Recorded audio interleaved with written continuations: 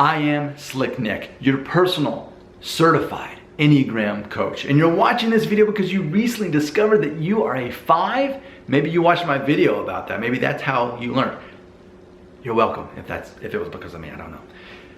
We're gonna take a look at this book, The Enneagram Made Easy, which you can easily buy off of Amazon by clicking that link.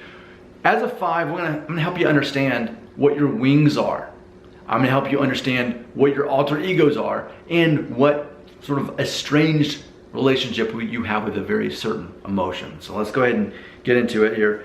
So as far as your wings as a 5, naturally, you're gonna either be a little bit more of a 4 or a little bit more of a 6. So if you're a little bit on the 4 side of 5, you tend to be more creative, more humanistic, sensitive, empathetic, and self-absorbed.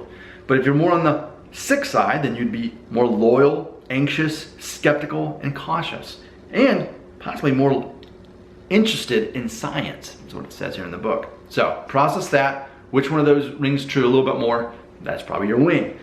Now, this is one of my favorite things, the Incredible Hulk moment. You at your worst, when you're the most stressed, you become another number, but the worst part of another number. So for you, you become the negative side of a 7. I'm a 7. Is there anything negative about me? Surely there must be. So when you're stressed out the most, you would take on new projects impulsively and you'd become scattered and distracted.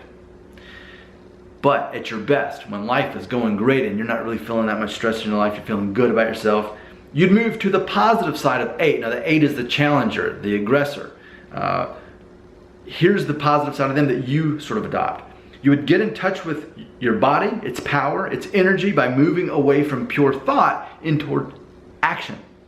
You would trust your instincts more, become more outspoken and spontaneous, become more assertive, doing whatever it takes to win when you have a justifiable cause to uphold, and become energized and motivated by your anger instead of withdrawing, and defend themselves more efficiently, set clear limits. So that's what you would look like at your best. And that's what's cool about Enneagram. It recognizes that, hey, you're always gonna be the number that you are, whatever your real number is. But at your best, you're gonna look a little bit different. And on your weak moments, you're gonna look a bit different too. But there's always room for growth. This is ultimately all about emotional intelligence. Which, speaking of emotions, let's do that. Let's explore, as a 5, which emotion you sort of have kind of an estranged relationship with. Now this part isn't so much in the book. This is coming from more of my training as I became certified for Enneagram. But when we look at the triads, when you divide up the 9 Enneagram personalities, each 3 has its own emotion that it has sort of an unhealthy relationship with.